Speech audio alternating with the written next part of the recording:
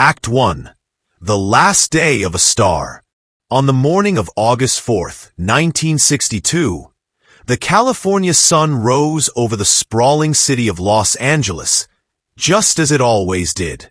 But for one of its most famous residents, this day would be her last. In a quiet, secluded home in the Brentwood neighborhood, Marilyn Monroe, the world's most luminous star, woke up to a day that was fraught with anxiety, but also laced with plans for a future that would never come. She was not just the blonde bombshell the world saw on screen. She was a sharp, intelligent, and powerful woman fighting to reshape her career and her life, yet deeply entangled in a web of personal turmoil and dangerous political connections. Marilyn was at a critical juncture. She had recently been fired from the film Something's Got to Give by 20th Century Fox for her chronic lateness and absences, a move that humiliated her publicly. Yet, she was already in negotiations to be rehired, and was fielding offers for new, more serious roles. She was a woman in transition, fighting to be seen as more than just a caricature of sexuality, a battle she had been fighting her entire life. Her final day was a whirlwind of phone calls and visits, a scattered puzzle whose pieces would be debated for decades. She spent time with her publicist, Patricia Newcomb. They had a minor argument, but also made plans. She spoke with her ex-husband, Joe DiMaggio's son, and reportedly sounded cheerful. She had a long and emotionally charged session with her psychiatrist, Dr. Ralph Greenson, who was a near-constant presence in her life. But it was the other calls, the ones shrouded in mystery, that would fuel the conspiracies. There were calls to and from Peter Lawford, the actor, socialite, and brother-in-law to the President of the United States. According to Lawford, Marilyn sounded slurred and distressed, at one point saying, "Say goodbye to Pat, say goodbye to the President, and say goodbye to yourself, because you're a nice guy," before the line went dead. The house itself saw a strange parade of visitors. Her housekeeper, Eunice Murray, was there, an enigmatic figure whose story would change multiple times. Packages were delivered. Phone lines were reportedly being worked on. And, according to some explosive accounts, two of the most powerful men in America may have paid a final, fateful visit. As night fell, the activity at 12305 Fifth Helena Drive subsided into an eerie quiet. Around 3 a.m. on August 5th, the housekeeper, Eunice Murray, saw a light on under Marilyn's locked bedroom door. Growing concerned, she went outside and peered through the window. What she saw sent her into a panic. She immediately called Dr. Greenson. Dr. Greenson arrived minutes later. Unable to get into the locked room, he took a poker from the fireplace, went outside, and smashed a window to gain entry. The scene inside would be seared into the public consciousness forever. Marilyn Monroe, age 36, was lying naked, face down on her bed. Her hand was draped over the telephone receiver, as if she had been in the middle of a call. On her bedside table was a collection of prescription pill bottles. One, a bottle of Nembutal sleeping pills, was conspicuously empty. The official story, the one that would appear in headlines around the world, began to form in that silent, tragic room. The world's brightest star had taken her own life. Act 2. An open and shut case? The death of a star of Marilyn Monroe's magnitude should have triggered one of the most meticulous and high-profile investigations in Los Angeles history.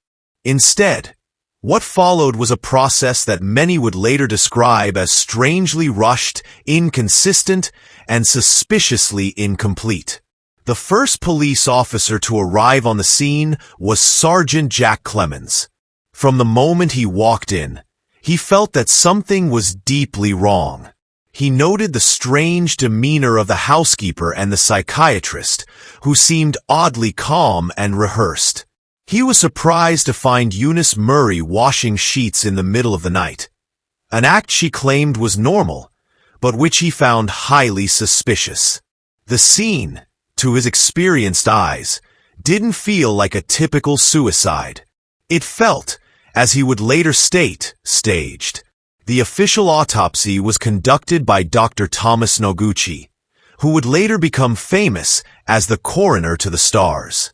His findings were direct. The cause of death was acute barbiturate poisoning. The toxicology report showed a massive overdose of Nembutal and chloral hydrate in her blood. Based on these findings, the Los Angeles County Coroner's Office officially ruled the death a probable suicide. On the surface, the evidence seemed to support this conclusion. Marilyn Monroe's life was a well-documented tapestry of emotional highs and lows.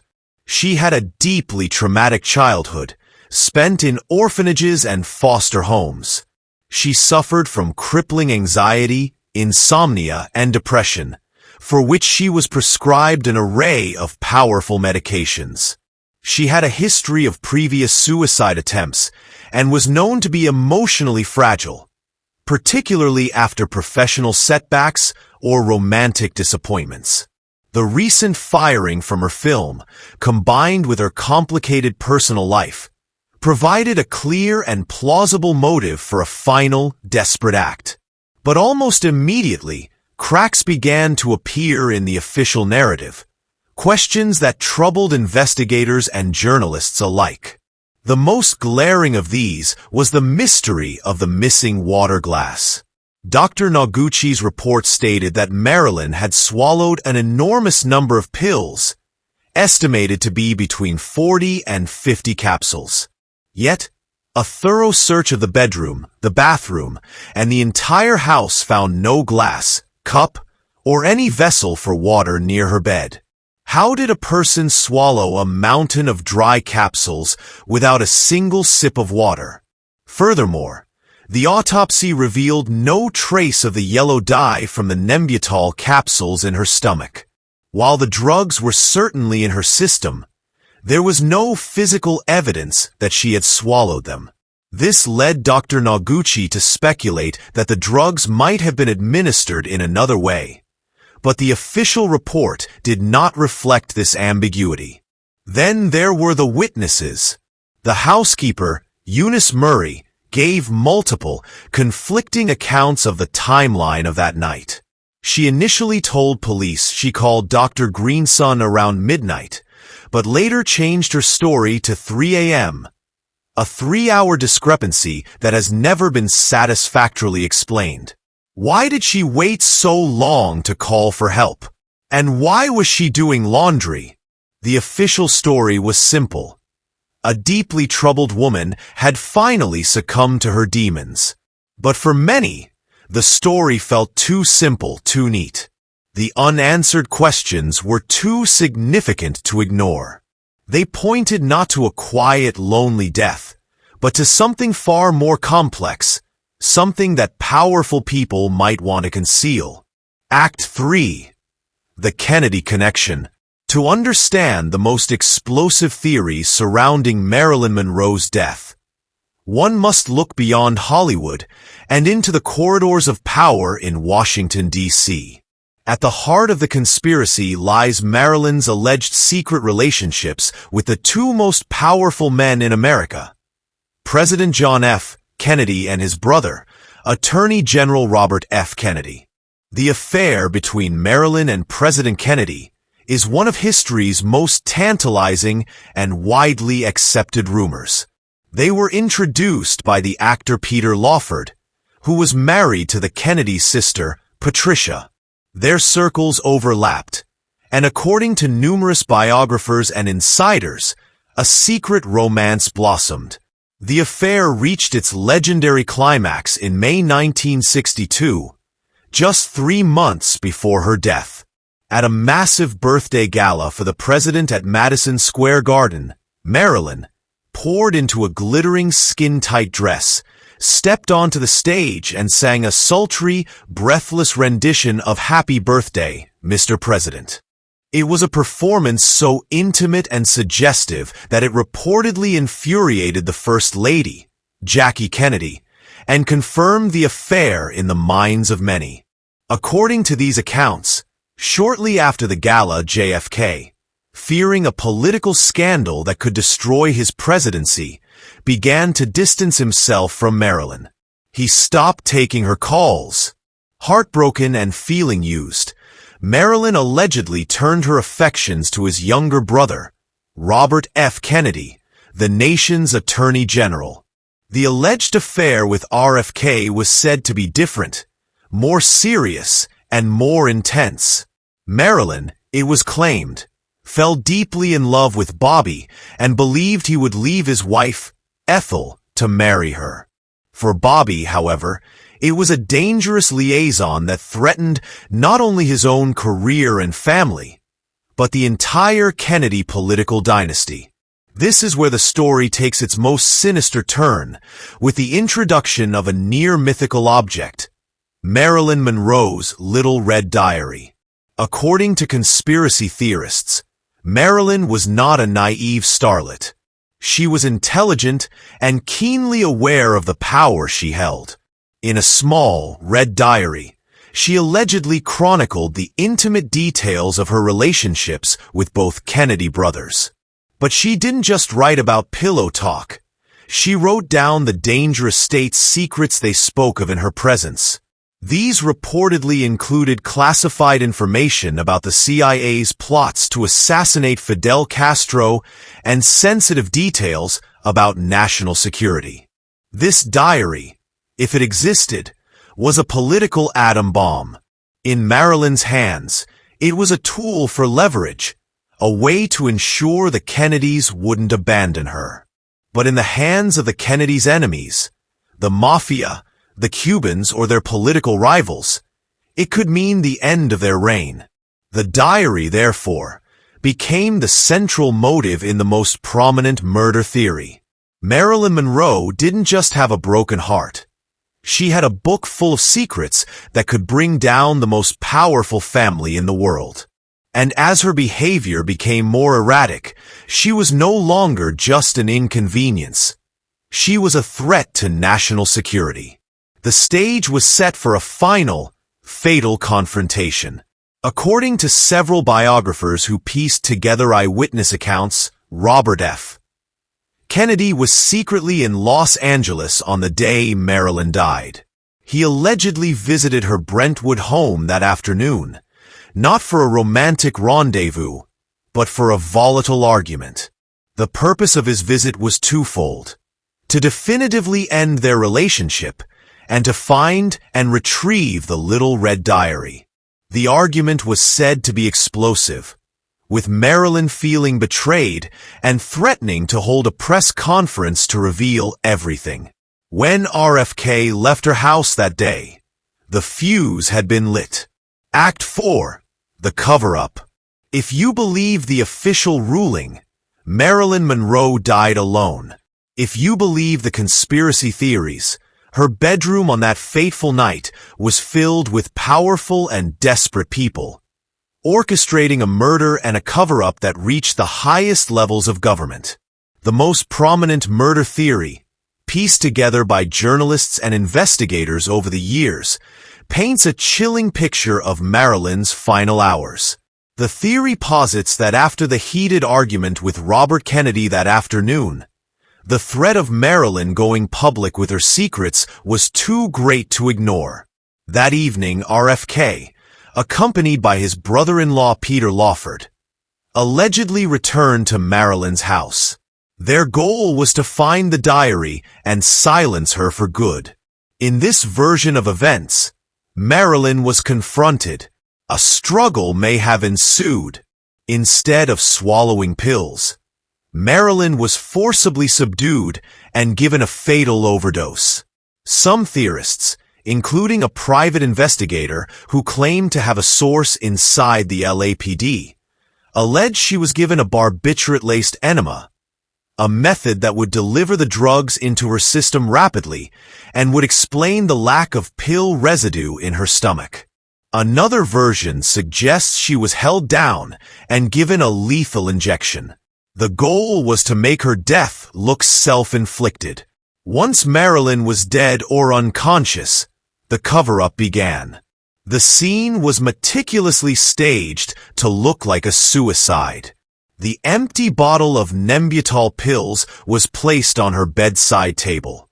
Her body was arranged in the position in which it was later found. Her psychiatrist, Dr. Greenson, and her housekeeper, Eunice Murray, were either willing participants or were coerced into compliance, their roles being to manage the scene and provide a plausible timeline to the authorities. This theory explains many of the inconsistencies. The 3-hour delay in calling the police was the time needed to stage the suicide and allow Robert Kennedy to get safely out of Los Angeles via helicopter before his presence could be officially documented.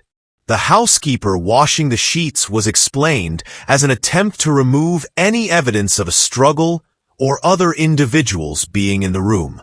And one of the most crucial pieces of evidence, the little red diary, the central motive for the crime, was allegedly found and removed from the house that night, never to be seen again. Marilyn's detailed telephone records for the day of her death also vanished. Logs from the telephone company, which should have shown every call she made and received, were conveniently missing, erasing any official link between her and the Kennedys on her last day. Key witnesses also reported seeing Robert Kennedy in the area. The ambulance driver who arrived on the scene later claimed that he saw a man who looked like RFK leaving as he arrived, and that Dr. Greenson was administering a shot to Marilyn's heart in a frantic, last-ditch effort to revive her, suggesting she was still alive when help was first called. This theory paints a portrait of a cold, calculated murder, executed to protect a political dynasty, and followed by a sophisticated cover-up involving Hollywood insiders and potentially members of law enforcement. In this narrative, Marilyn Monroe was not a victim of her own demons, but a casualty of a dangerous game of power she never fully understood. Act 5. A Legend in the Shadows. Decades have passed since Marilyn Monroe's death, yet the shadows in her Brentwood bedroom have only grown longer and deeper. The official ruling of probable suicide has never sat well with the public or with many of the investigators who have re-examined the case. The story is a ghost, haunted by too many unanswered questions. Why was there no water glass found near her bed? Why did her housekeeper give conflicting timelines and decide to do laundry in the middle of a death scene? Why did her phone records disappear? And what happened to the legendary red diary that she reportedly kept? These are not trivial inconsistencies. They are fundamental flaws in the official narrative that point towards the possibility of a cover-up. Over the years, other theories have also emerged. Some believe the mafia, not the Kennedys, was responsible. The Kennedy brothers had launched a powerful crusade against organized crime, and murdering Marilyn, the president's rumored mistress, would have been a perfect way for the mob to send a message and gain leverage. Others suggest a simpler, yet still sinister, explanation. An accidental overdose that was covered up to look like a suicide. In this scenario, Marilyn may have taken her usual dose of pills, but someone else, perhaps Dr. Greenson, or even RFK during their argument, administered another dose, not intending to kill her but to calm her down, accidentally pushing her over the edge. The subsequent panic led to the staging of a suicide to protect their own reputations. With all the key players, Marilyn, the Kennedys, Peter Lawford, Dr. Greenson, now deceased, and with crucial evidence likely destroyed decades ago, The absolute truth of what happened on August 4th, 1962, is probably lost to history. We may never know for certain whether she died by her own hand, by accident, or by a deliberate act of murder. What we are left with is a profound and enduring tragedy. Marilyn Monroe was one of the most visible, most photographed, and most desired women on the planet. Yet her death remains one of history's most impenetrable mysteries. She was a woman who craved love and respect, but was surrounded by people who saw her as a commodity, a political liability, or a problem to be managed. Her legacy is a paradox, a radiant, joyful image on screen, and a dark, unresolved question mark in death. She was a star who shone so brightly that she illuminated the darkest corners of Hollywood and Washington. And in the end, it was those very shadows that may have consumed her.